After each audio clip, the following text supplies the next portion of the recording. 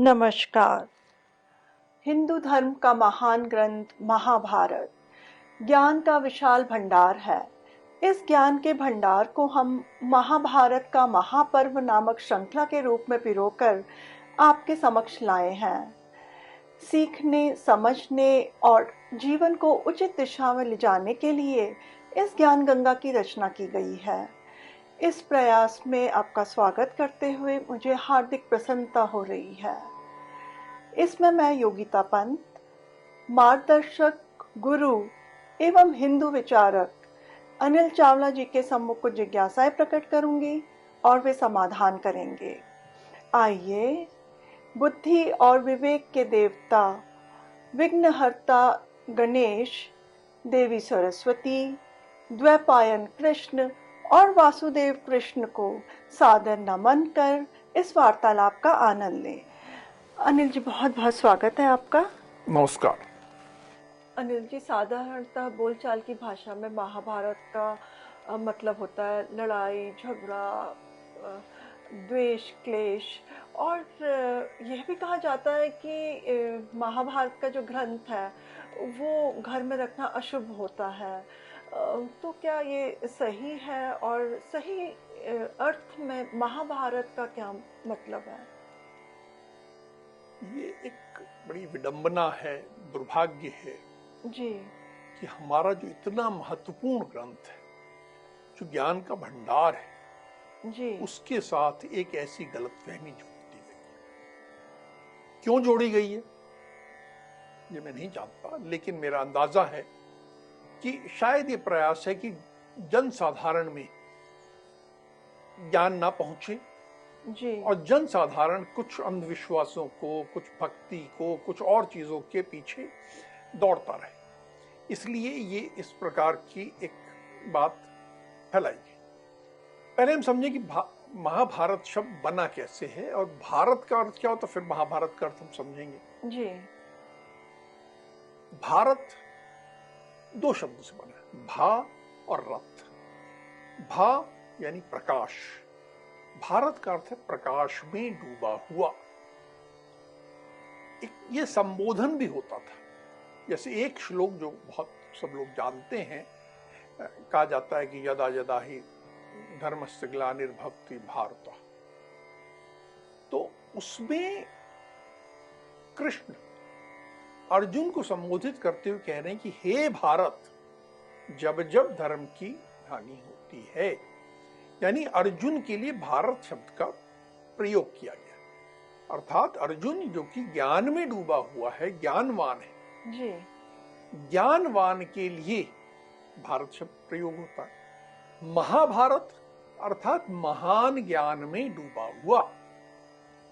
महाभारत एक ऐसी पुस्तक है जो कि ज्ञान का महान स्रोत है, महान भंडार है, महान ज्ञान में डूबी हुई है, इसलिए महाभारत कहा गया। और जो जिसमें इतना ज्ञान है वो यदि मेरे घर में होगी तो अशुभ होगा, यह तो समझ के परे की बात है। महाभारत से हमें ज्ञान लेना है, और जब हम ज्ञान लें तो आत्मसात करना है, और ज्ञान से कभी अशुभता आ ही नहीं सकती, ज्ञान तो सदा शुभ होता है।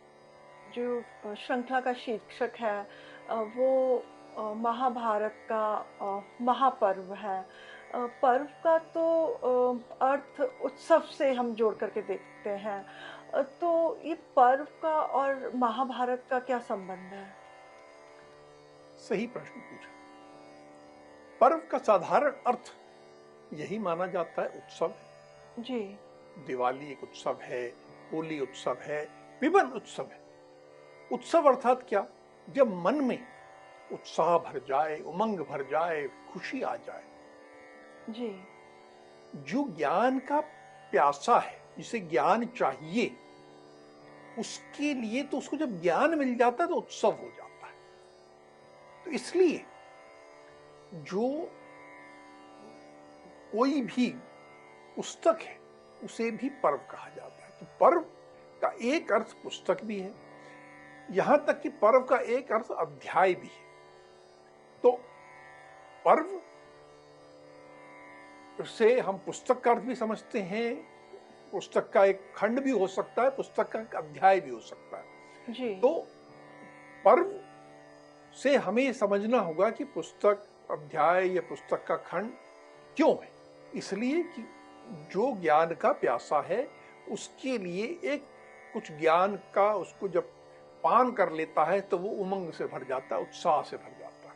हम इसे महाभारत का महापर्व कह रहे हैं क्योंकि हम महाभारत में जी। जो ज्ञान है हम लेना चाह रहे हैं और हम उसको एक उत्सव के रूप में ही मना रहे हैं। हमें उतनी खुशी मिल रही है कि हम ये उससे ले रहे हैं, जैसे हमने वाल्मीकि रामायण का किया। जी।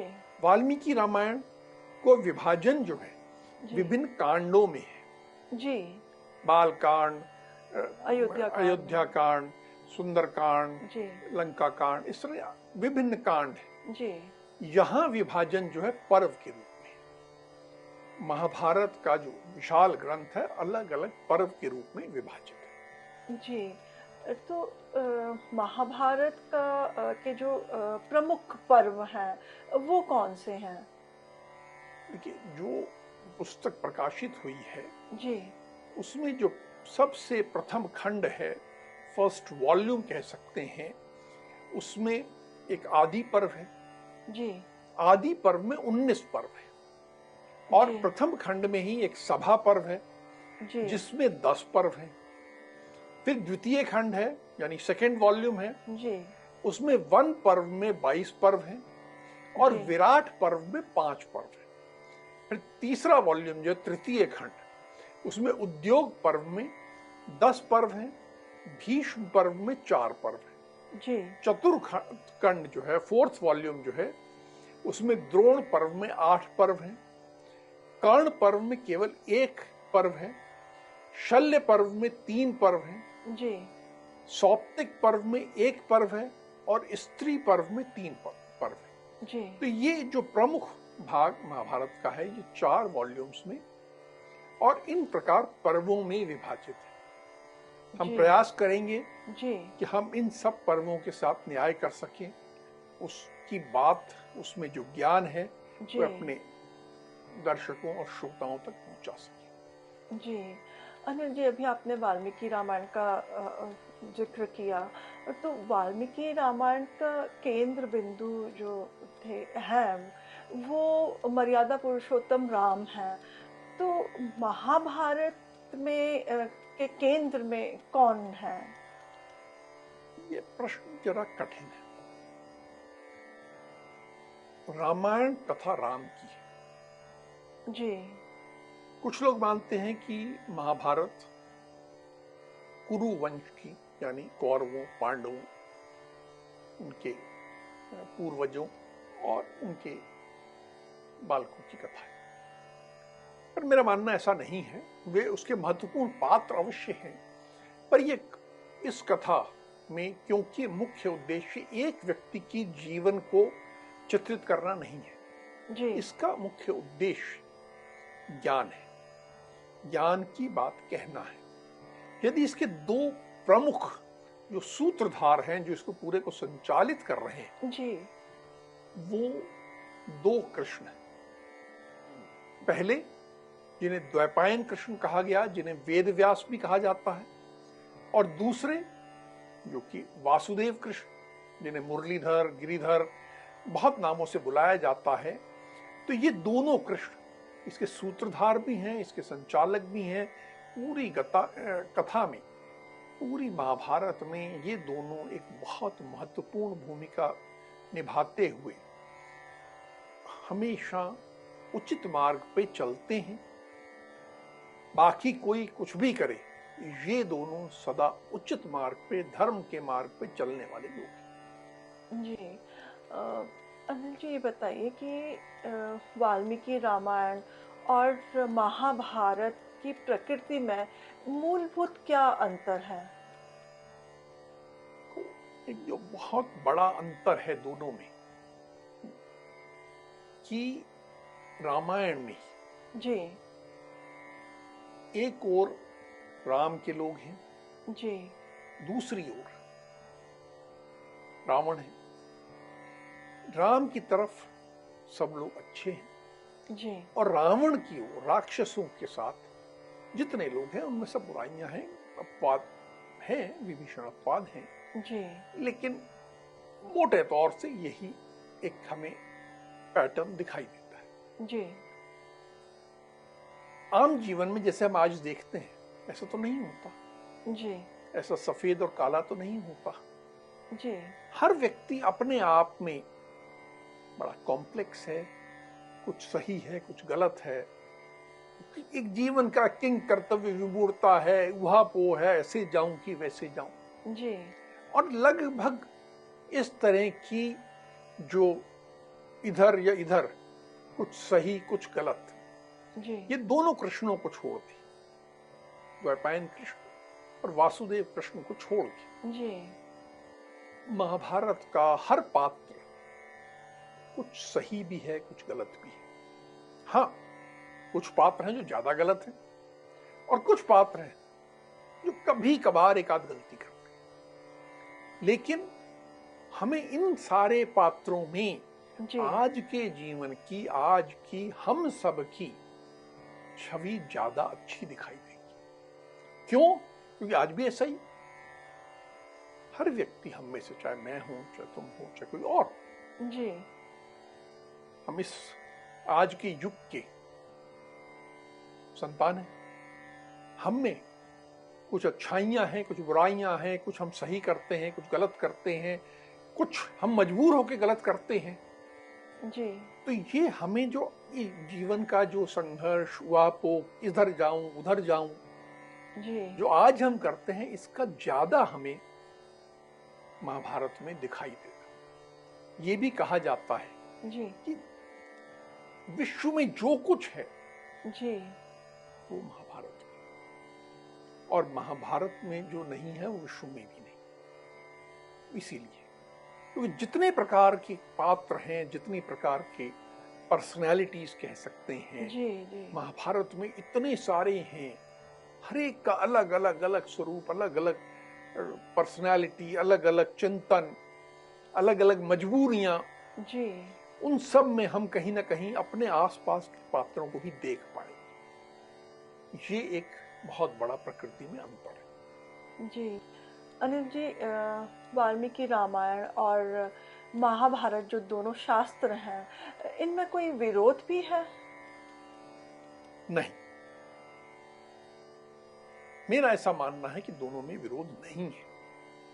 हाँ, कुछ भाग ऐसे प्रतीत होते हैं जो कि महाभारत में भी बाद में डाले गए, और जो वाल्मीकि रामायण का जो हमने सीखा कि धर्म अर्थ काम का, जैसे हमने त्रिवर्ग सीखा, जी। हमने सीखा कि धर्म का पालन करना है, प्रायोरिटी धर्म को पहले दीजिए फिर अर्थ को दीजिएगा, ये सारी बात ऐसे ही जी। महाभारत में भी है। और मैं इतना अवश्य कहूंगा कि मैंने जो कुछ वाल्मीकि रामायण से सीखा है उससे कुछ यदि विरोधाभासी मुझे महाभारत में दिखाई देगा भी, होगा भी, तो मैं उसको स्वीकार नहीं करूंगा। वो लगता है क्योंकि देखिए, ये पिछले हजारों सालों में इतनी विशाल ग्रंथ में बहुत सी चीजें डाली गई हैं, जोड़ी गई हैं, लोगों के अपने अपने एजेंडा रहे हैं। जी। आखिर इतना बड़ा देश, इतने बड़े उसको धर्म को मानने वाले हजारों लाखों करोड़ों लोग, जी। किसने क्या जोड़ा आज हम पता नहीं कर सकते। तो यदि कोई हम कसौटी जिस पे हम हमेशा तोलते रहेंगे कि हमने जिन मूलभूत सिद्धांतों को वाल्मीकि रामायण में सीखा है, जी। उसके विरोध में यदि कोई जा रहा है तो हमें वो स्वीकार्य नहीं होगा। पर हाँ, इतना कहा जा सकता है कि महाभारत में पूरा जो मुख्य स्ट्रीम है, जो उसकी मुख्य विचारधारा है, जी। उसमें कहीं भी वाल्मीकि रामायण से कोई विरोध नहीं। जी। जी, महाभारत भी एक वाल्मीकि रामायण की तरह एक महाकाव्य है, तो इनकी एक समानता है, ये दोनों महाकाव्य कहा गया है दोनों को, दोनों ग्रंथों को। तो ये इनमें इनकी शैली में, फॉर्मेट में या इनके प्रारूप में कोई अंतर है? हाँ, दोनों में एक बहुत बड़ा अंतर है। वाल्मीकि रामायण, महर्षि वाल्मीकि एक कथा सुना रहे हैं और वो हम सबको सुना रहे हैं, तो एक उन्होंने पूरी कथा का वर्णन कर रहे हैं। जी। लेकिन महाभारत का फॉर्मेट बिल्कुल अलग है। यह कथा एक महर्षि सुना रहे हैं उस रूप में लिखी नहीं गई है। ये ऐसे लिखी गई है कि कुछ ऋषि जी। महाभारत का युद्ध समाप्त होने के बाद जी। एक आश्रम में मिले हैं और एक ऋषि दूसरे ऋषि को बता रहे हैं। तो ये सारा महाभारत जो है दो ऋषियों के बीच में संवाद है। जी। और ये जैसे महर्षि वाल्मीकि राम के समकालीन होते हुए राम कथा सुना रहे हैं। जी। जी। यहां ऐसा नहीं, ये कथा बाद में सुनाई जा रही है इस रूप में, ये फॉर्मेट है।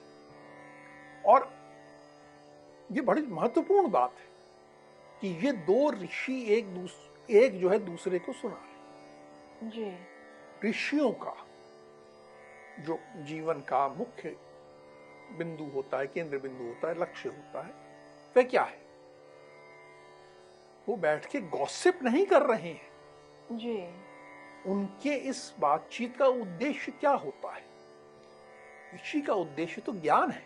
जी। तो महाभारत का प्रमुख जो उद्देश्य है वो वही है जो ऋषियों का है, ज्ञान का संचरण, ज्ञान को देना। जी। और ये कथा एक माध्यम है, उस कथा के माध्यम से एक ऋषि दूसरे ऋषि को कथा सुना रहा है और वो कथा बाकी लोग सुन रहे हैं और हमको मिल रही है। जी। और इसके द्वारा हम ज्ञान को प्राप्त कर रहे हैं। यह महाभारत का स्वरूप है, प्रारूप है। आज की चर्चा को हम यहीं विराम देते हैं। अगली कड़ी में महाभारत के महापर्व से जुड़े कुछ मार्गदर्शक प्रसंगों के साथ हम दोनों फिर उपस्थित होंगे। राम राम। राम राम।